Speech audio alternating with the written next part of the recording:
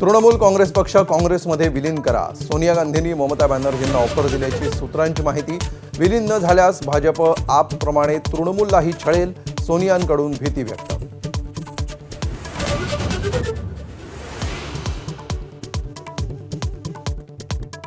पुणे आणि मुंबईच्या महापौरांना धमकीचे ईमेल. महापौरांची गाडी आणि केबिन उडवण्याच्या धमक्या. दोन्ही ठिकाणी पालिका प्रशासन आणि पोलीस यंत्रणा सतर्क.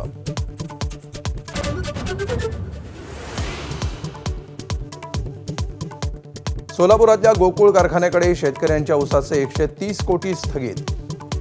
कारखान्याविरोधात धोत्रीमध्ये शेतकऱ्यांचं जलसमाधी आंदोलन. पोलिसांकडून अडवणूक.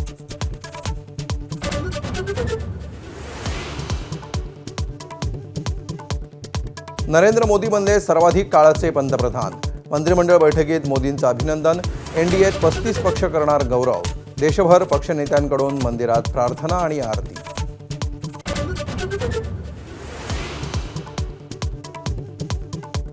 नेहरूंच्या कर्तृत्वाची आणि मोदींची तुलना होऊ शकत नाही. शरद पवारांची प्रतिक्रिया.